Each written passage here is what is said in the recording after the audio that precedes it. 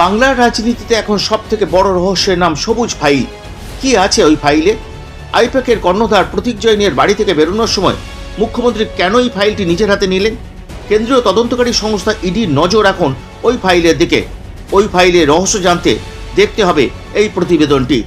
ওই ফাইল উদ্ধারে ইডি আদালতের দ্বারস্থ হয়েছে। বিজেপি রাজ্যসভার সাংসদ তথা বিজেপি রাজ্য সভাপতি শ্রমিক ভট্টাচার্য এবং বিরোধী দলের নেতা শুভেন্দু অধিকারী ওই ফাইল নিয়ে উদ্বেগ প্রকাশ করেছেন। ফাইলে থাকা তথ্য নষ্ট করে ফেলা হতে পারে এমন আশঙ্কা প্রকাশ করেছেন তদন্তকারীরাও। ওই সবুজ ফাইলের মধ্যে কি ছিল? গোয়ার যোগসূত্র, কোনো বিশেষ নেতার নাম, হাওয়ালা করে টাকা দেশের অন্য কোনো জায়গায় গেছে কিনা, গাড়ির নাম্বার প্লেটের বদল কি করে হয়ে গেল, গাড়ির পরিবর্তনকে কেন করা হলো? তাহলে শুধুই কি ওই 4টি কাগজ সেখান থেকে নিয়ে আসা হয়েছিল, নাকি অনেক বেশি নথিপত্র ওই অফিস থেকে তুলে আনা হয়েছিল, পুলিশকে কাজে লাগিয়েছে? এগুলো কিন্তু আমাদের অজানা। আসানসোলের লালা এবং বিনয় মিশ্রর কয়লা কেলেঙ্কারি, সেই হাওলার 20 কোটি টাকা গোয়া নির্বাচনে তৃণমূল কংগ্রেসের হয়ে খরচ করেছিল। ইডি তল্লাশিতে হোটেল থেকে কয়েক কোটি টাকা উদ্ধার হয়। 2022 সালে দিল্লিতে একটি এফআইআর রেজিস্টার করে ইডি। সেই মামলার রেফারেন্সে এসেছিল সার্চ ওয়ারেন্ট নিয়ে তদন্ত করতে, কারণ তাদের চার্জশিট বা ইত্যাদি দিতে হয়, এটা একটা প্রক্রিয়া।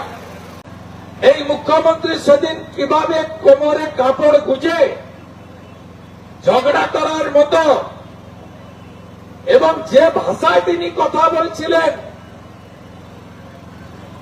যেভাবে তিনি গেলেন ওখানে, আমি ধন্যবাদ জানাবো ইডির লোকেদের আর সেন্ট্রাল ফোর্সকে। অনেকেই বলছেন কি হলো কি হলো, অনেক বিশ্লেষক সন্ধ্যাবেলা টক শোতে বলছেন প্রস্তুতির অভাব ছিল, ঢুকতে দেওয়া উচিত হয়নি। আমি বলেছি যা করেছে ইডি ঠিক করেছে।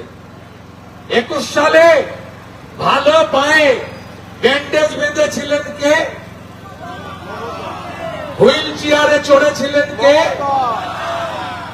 সহানুভূতি দেখিয়ে ভোট নিতে চেয়েছেন। নন্দীগ্রামের মানুষ হুইল চেয়ারকে বিশ্বাস করেনি, তো গোটা বাংলায় কিছু মানুষ বিশ্বাস করেছিলেন যে যাক বাহাতে শেষবারের মতো একবার দিয়ে দি, হুইল চেয়ারে ঘুরছে। ওই দিন উনি চেয়েছিলেন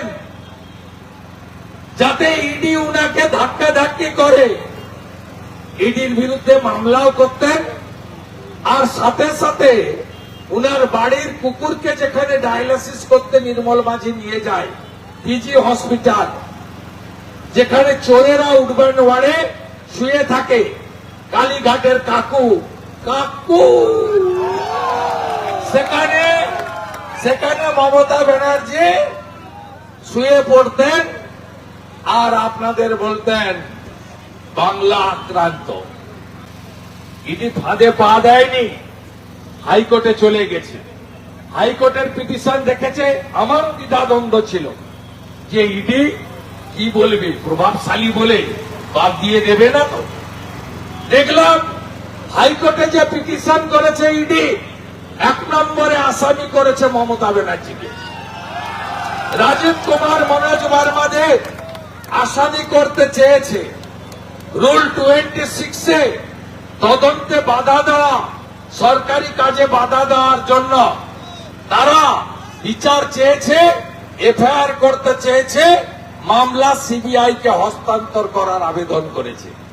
এবং গর্বের সঙ্গে চোরেদের রানী, আগামীর প্রাক্তন মুখ্যমন্ত্রী, কম্পার্টমেন্টাল চিফ মিনিস্টার, আমার কাছে হারা চিফ মিনিস্টার, তিনি ফাইলগুলো নিয়ে গর্বের সঙ্গে মিডিয়ার সামনে বলেছিলেন আমি ফাইলগুলো কাড়িয়ে নিয়েছি, ল্যাপটপটাও ছিনিয়ে নিয়েছি, চোর বাঁচায় আসর।